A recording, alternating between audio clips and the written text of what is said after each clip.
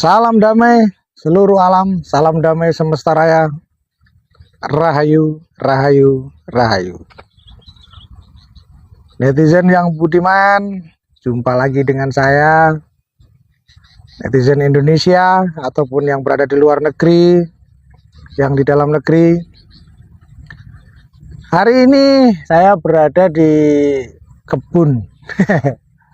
Ya biasalah, orang kaya kan seperti ini, yang usahanya di mana-mana ya, termasuk usaha kebun jagung. Tapi nggak minta ongkos. Mana-mana ongkos sendiri ya, kemana-mana sendiri, nggak bawa kru. Jadi hari ini kita ngomongin apa enaknya? Oh ya, ngomongin yang ini kayaknya asik ini. Kita omongin yang ini. Mudah-mudahan masih ingat dengan yang ini. Dayak atau Kalimantan tuh entah kenapa di Jakarta, Jabodetabek diyakini seolah-olah itu daerah yang mistis banget atau ilmunya kuat banget. Ini pasti banyak nih nanti di kolom komentar ya, yang komentar kalau nggak percaya santet datang lu ke Kalimantan sini, kalau nggak percaya sini lu datang ke Dayak, sini datang ke Kalimantan, ketemu buktiin sendiri ilmu santet di sini, buktiin sendiri ilmu sakti di sini. Wih, nih gue bisikin, ongkosin dong sini lah. Terus siapa yang gue harus ketemuin? Ongkosin dong.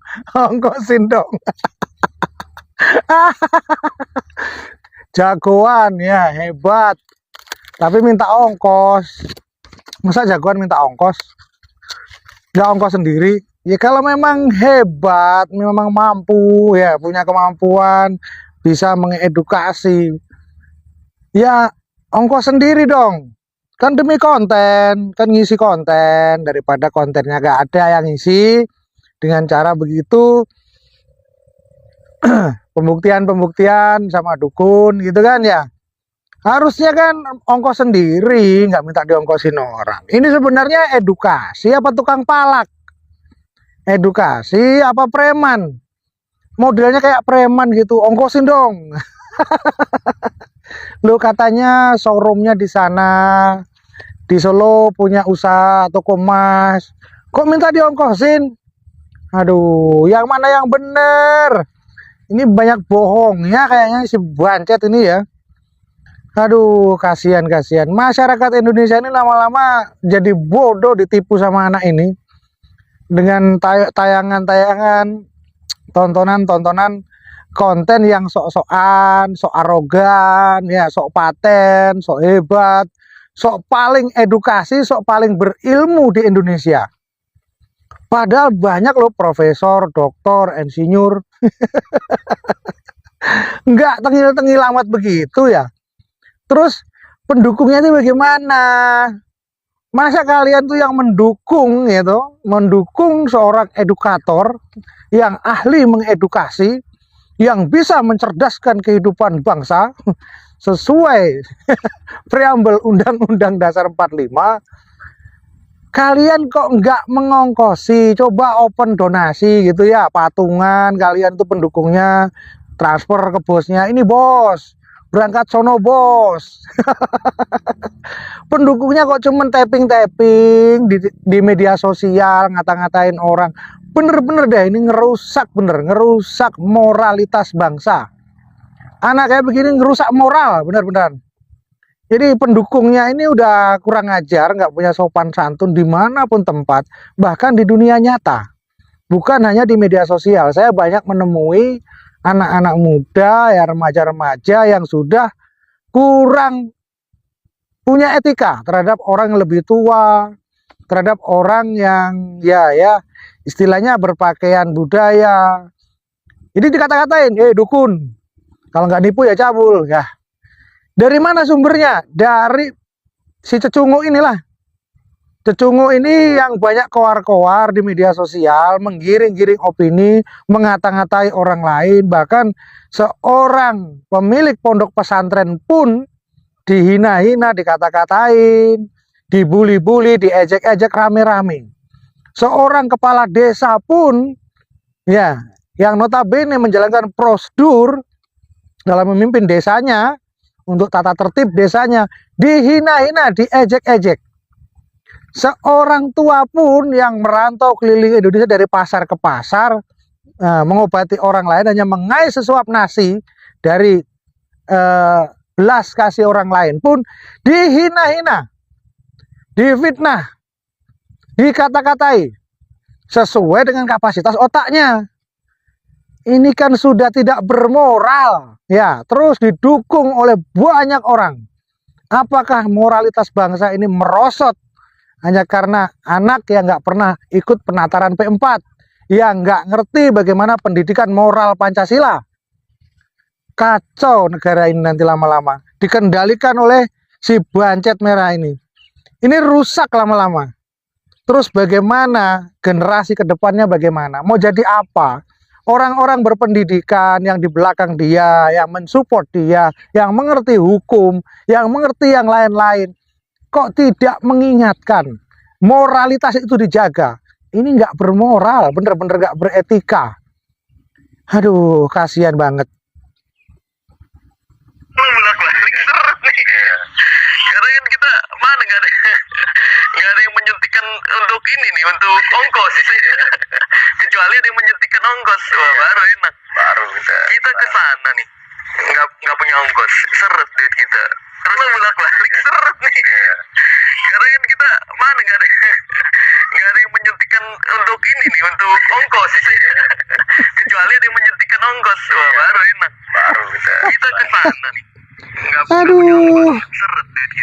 Aduh. Curhat ya. Curhat. Seret.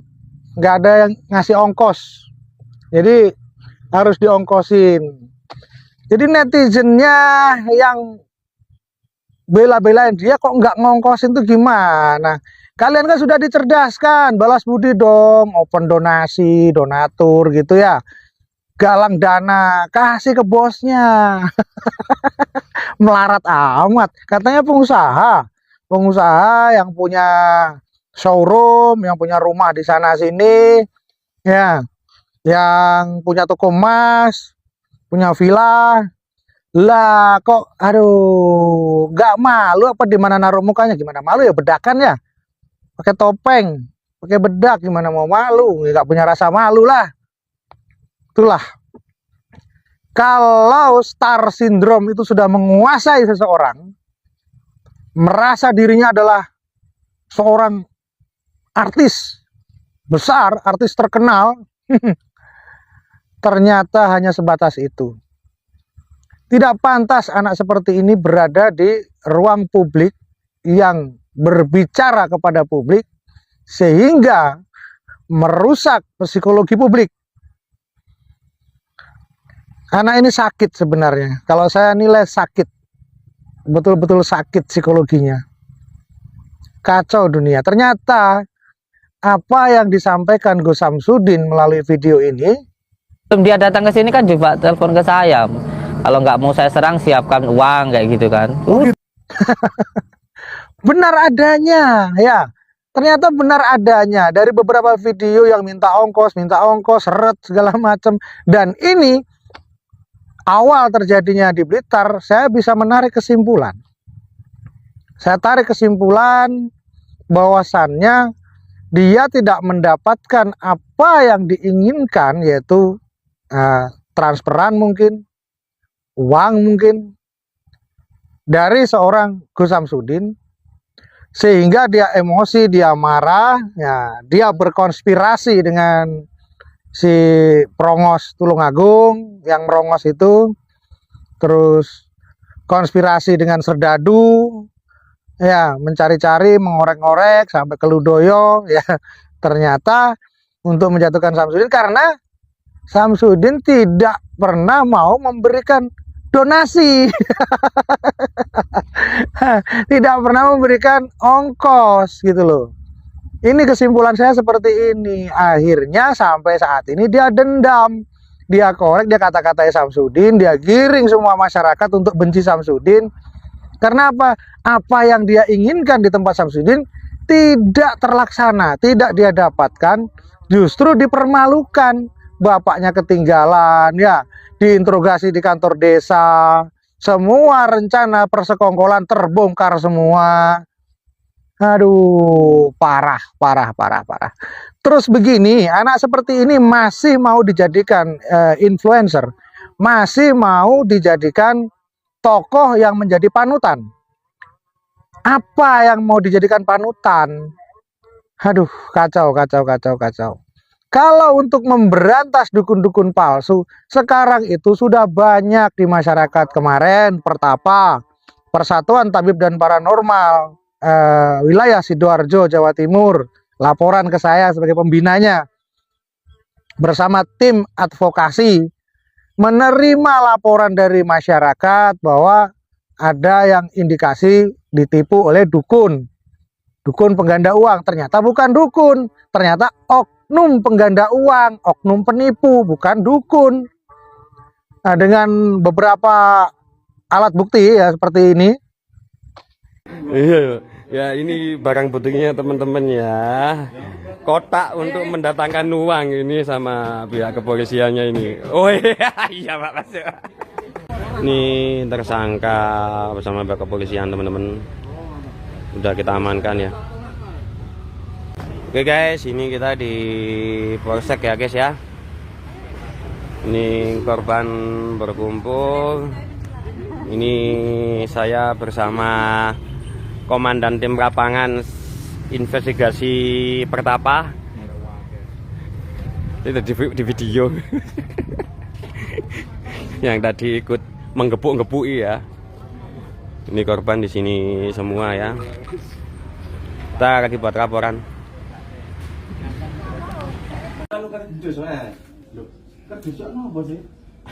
Nyata mawon pun. Dolananku ngono, Mas. Mboten. Nyata mawon. Aku ki wong organisasi paranormal, Mas. Nggih. Aku ki sadar vokasi, aku pun Pun. acara, Mas. Nggih, nggih, Pak. Gak nang ngene, saiki ngene nang kantor polisi ae. Oke. Ayo saya wis Kak. Saya kok. Sik, kula tak Ayo sandalan. kok. Tak sandalan kula, tak sandalan. Ngapunten, tak sandalan ya. Gak usah saya nang kantor polisi sampean. Aku nggih sandal. Gak usah wis. Lho, ngapunten nggih sandal, Mas. Gak iso. Oke guys, ini kita di polsek ya guys ya. Ini korban berkumpul. Ini saya bersama Komandan Tim Lapangan Investigasi Pertapa.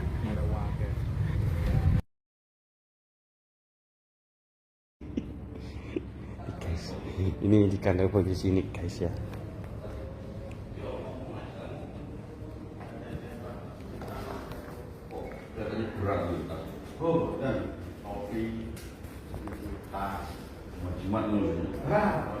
Mereka di mana di sampean? Sampeyan buka kotak kamar mau sapa, Pak? Hai sampean kojo anu po wis salah. Sing ngono kuwi wis akar-akaran ae, Mas. Nah, dhewe iki ndek organisasi khusus perkumpulane tabib mek paranormal yoan. Terdaftar di Kemenkumham, berantas karo wong kok sampean ngene iki. Ngono lho, aku yo duduk wong goblok, aku yo lawyer. Ngono lho.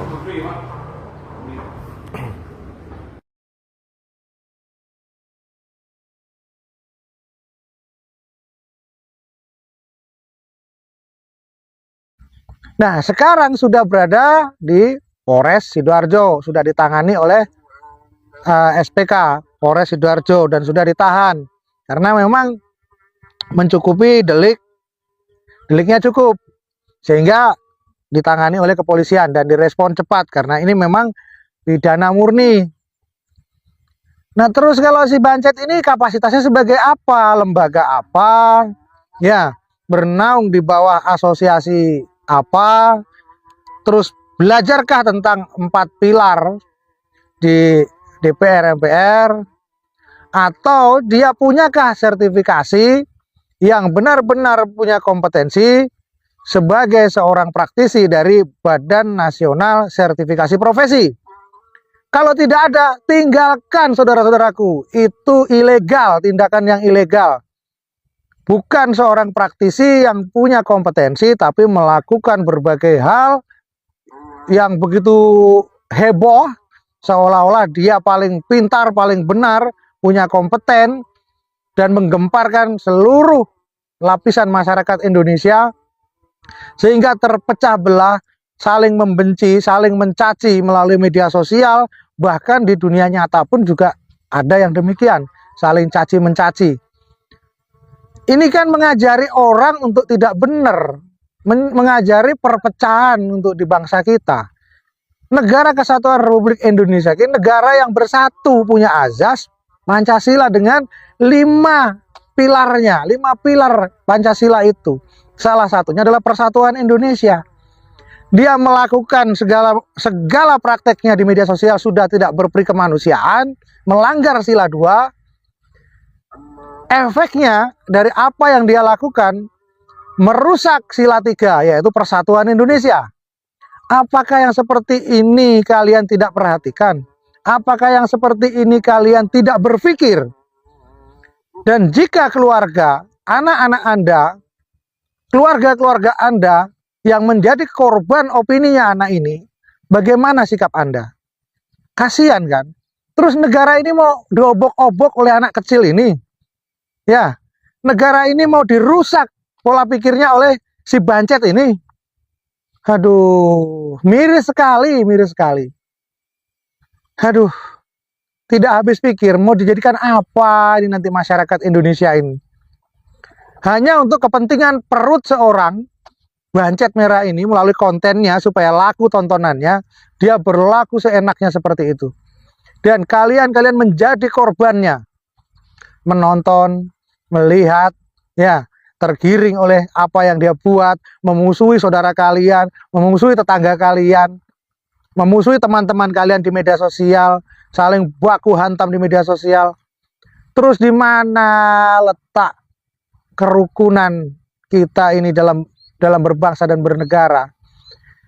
Kalau kerukunan sudah dikoyak-koyak, ya kita semua harus menyatakan perang dengan itu semua. Perang dengan itu semua. Kita perangi yang seperti itu. Karena itu tidak mendidik, tidak mengarahkan ke hal yang baik. Justru merusak moralitas bangsa, merusak kerukunan, merusak persatuan, menghancurkan ukhuwah yang sudah ada.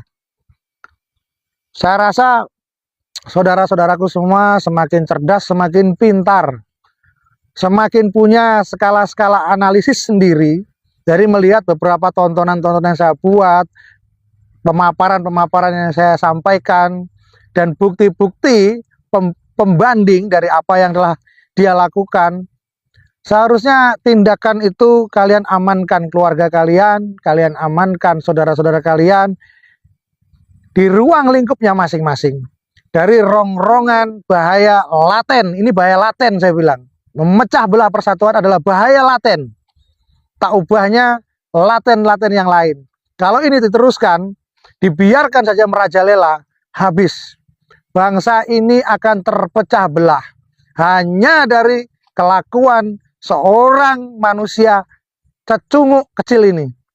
Terima kasih sudah menonton tayangan ini. Salam damai semesta raya, salam damai seluruh alam. Rahayu, rahayu, rahayu.